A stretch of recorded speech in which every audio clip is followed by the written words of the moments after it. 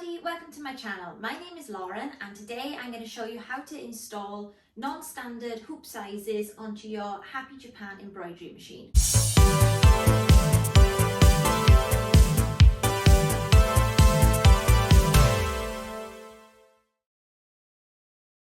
So the video I'm going to be sharing with you today is actually a follow-on video for a video I did previously, which was a review on the magnetic hoops. I'll put the link in the description to that video if you'd like to watch my review on magnetic hoops and why they're great. But magnetic hoops are non-standard hoop sizes for your embroidery machine. So if you purchase a magnetic hoop, the machine isn't going to automatically know how big it is, and so there is a way to program your embroidery machine to tell it how big that hoop is, and then you'll have a safety line going around the inside of the hoop, which should hopefully stop you from dropping the needle onto the hoop frame rather than into the working area where you want to be stitching out. So first of all, I thought we'd go over what you need. I actually downloaded how to install a custom frame section from the manual, which is here. You can download this yourself just by typing in Happy Japan embroidery machine user manual, then whether you've got the 12 needle, the 6 needle or the 15 needle. And you can follow along in the manual as well, but I just thought a video with some visual representations might be a little bit more helpful. You are going to need obviously a non-standard hoop. In my case, I'm using the 15 centimeter magnetic hoop. Then you're going to need a piece of plain paper, a protractor. I thought I had a protractor from school, but turns out I didn't. So I ended up just printing this one out online, and I'll put the link to this protractor down in the description below. Then I had a drawing apparatus. You can use either a pen or pencil. I am very susceptible to making mistakes, so I chose a pencil. Can't remember if I already mentioned the ruler, but yeah, you're going to need a ruler. And then you're going to need a computer with Notepad on there, or any sort of program that's capable of saving a file in .txt format. That's really important. And then you're going to need a USB stick to transfer that .text file onto your embroidery machine. So first of all, this video is going to focus on this type of frame, which Happy Japan calls type 1, and that is the frame with the kind of curved edge. Type 2 is another type of frame, but that is just a square. It's probably easier to input a type 2 custom frame that's just a square, but as you'll see, a lot of embroidery hoops do have these rounded edges, so this video is focusing on how to give you those rounded edges and how to work it out using your protractor and your piece of paper. So first of all, you're going to want to square up the hoop, and I'll do that by measuring 10 millimeters here and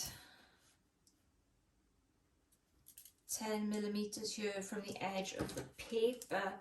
And what this does is it just provides a line that you know is straight, that you can then sit your hoop on top of. So there's one straight line, and then I'm going to measure 10 millimeters up from here.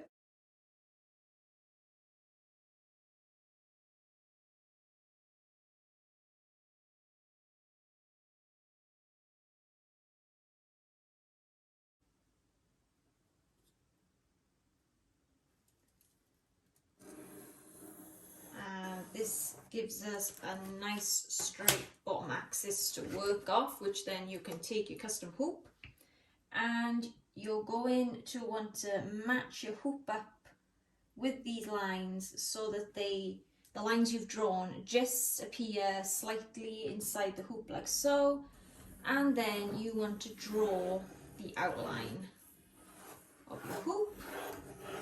So that's how big your hoop is going to be. And this part is all about working out the center of the hoop and accurately working out the degrees at which the hoop turns. So I'm going to carry on squaring up my axis. There's so deep. Like so.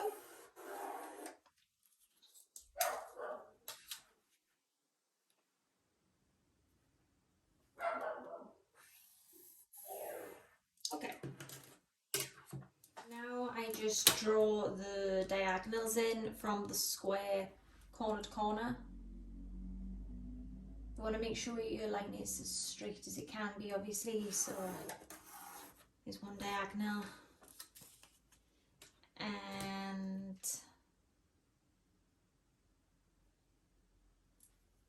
just take your time doing this to make sure it's as accurate as possible. Is the other diagonal, and that gives you the center point in the hoop. And then you can check that this is right by measuring from the two edges of the hoop. So yeah, it should be 15 centimeters there, so we should be getting about 7.5, which is here. So take it down to the edge of the hoop. I'm going to measure out, and then I'm going to measure 7.5 on this side, and then we're going to do the same for this side.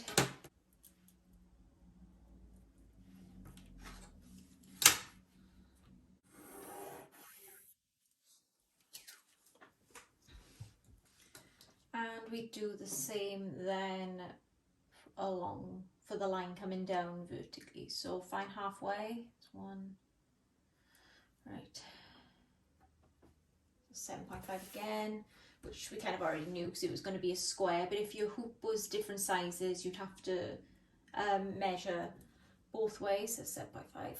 And when I say different size, if your hoop was like a rectangle instead of a perfect square, 7.5, then it would be harder to guess. You'd have to measure. Like, I knew my hoop was a square.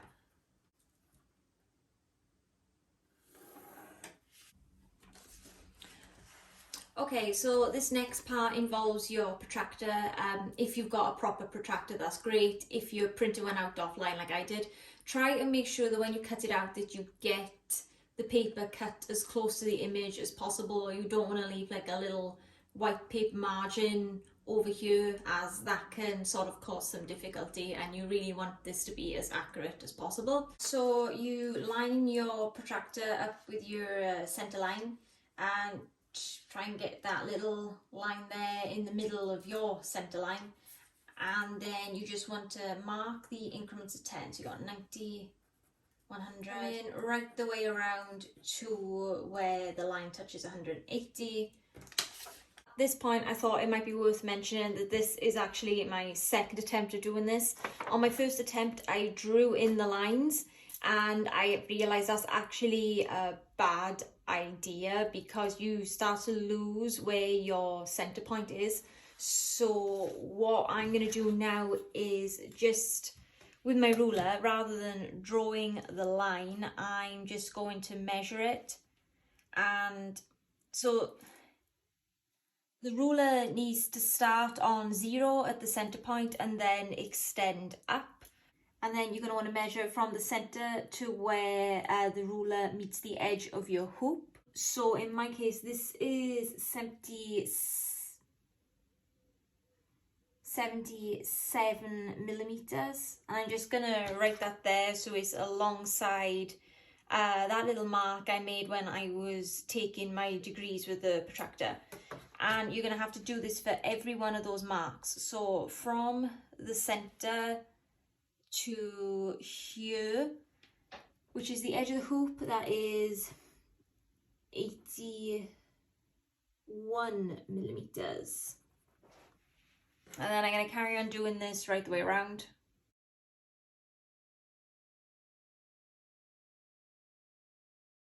And you can see how if you were drawing your lines, this would all get a little cluttered and confused. This time I'm passing the little mark I draw and I'm going to the edge of the hoop again. And this time it is, what's that? 91, 92, 93, 93 millimeters. Ignore that diagonal line because that wasn't a mark made by your protractor.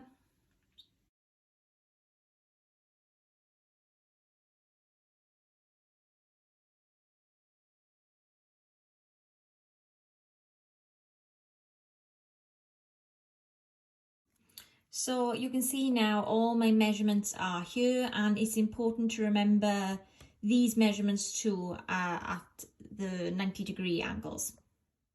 Right, now we've arrived at the computer part of the tutorial. You're going to want to open up Notepad or any sort of word processing software that allows you to save files as .txt, which is the only file format that your Happy machine will read when you're trying to import a custom hoop. As I mentioned earlier, there are two hoop types which you can import into your Happy Japan machine, but today we're focusing on hoop type 1. So you type in type, T-Y-P-E, equals 1, and include spaces in between the type and equals and then the equals and 1. Then hit enter, start a new line, and here you're going to choose what to name your custom hoop.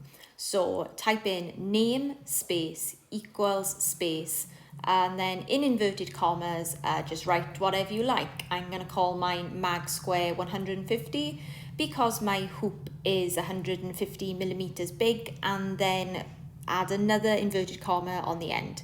It's really important to mention here that your file name has to be a minimum of 8 characters long. So including the numerical values, my file name is 10 characters, which is fine.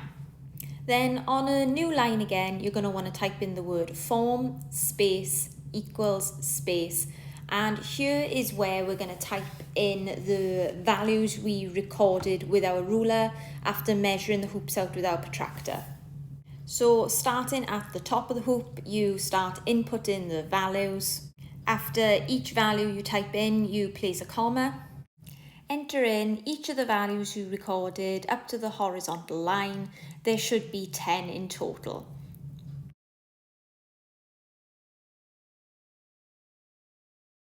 The machine will then read this information and apply this curvature to each corner of your square or rectangular hoop. Then when you're done entering the values, you don't have to put a comma at the end of the 10th value, just hit enter and on the new line type in the word end in capital letters. After you're done, select File, then Save As, and choose where you want to save the file, making sure you save it as a text document, so .txt, but in order to save it, you have to remove that little star asterisk before the file will save. Okay, so now we're at the embroidery machine, which in my case is the 12 needle Happy Japan embroidery machine. I'm going to take my USB stick and insert it into the machine. When you turn on the embroidery machine, this is your main home screen, and now we're going to upload the custom hoop onto your embroidery machine. And the way we do that is by clicking this green symbol here, and then at the top where it says change hoops, we're going to click change. And then down the bottom, we're going to click on the custom setting.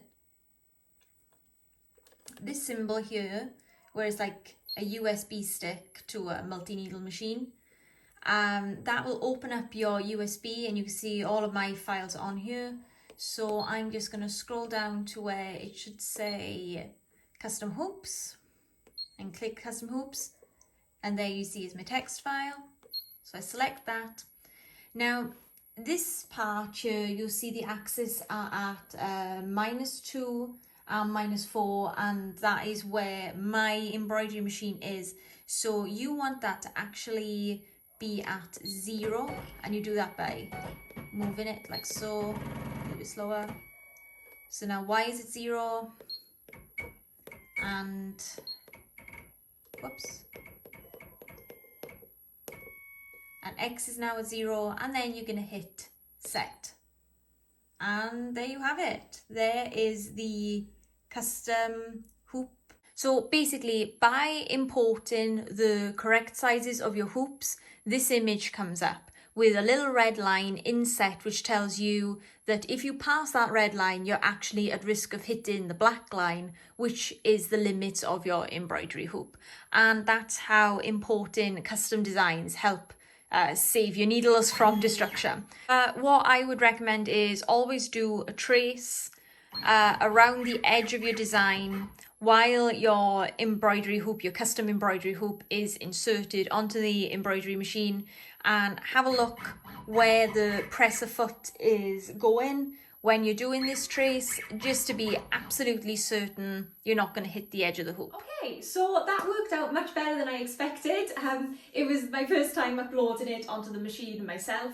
My dad walked me through it the first time because he's the tech whiz in the family, and I just kind of do what I'm told when it comes to technology. But yeah, I did that by myself and it worked. The results are fine, and now I know that I can use my magnetic hoops without any danger of crashing my embroidery needle into the sides of the frame. I hope you found this video helpful too. If you have any further questions, please leave them down in the comment section below. If you want to help me out, then please like and subscribe to my channel. And yeah, I hope to see you next time. Thank you for watching. Bye bye. One more thing. For anybody who has been following my channel for a while, you might have heard me mention in a few of my videos the laser cutter. Don't think I've mentioned it that often. But anyway, I've got some bad news. I've had to cancel the order. And I just want to let you guys know, in case you were like, this girl's been talking about the laser cutter for months, where is it? Unfortunately, I've had a few issues. I won't go into it now because they're quite long and rambly and probably boring to people who aren't interested in my business and how I run it and laser cutters. But if you would like to know what happened to the laser cutter, leave a comment, something like, hey Laura, what happened to the laser cutter?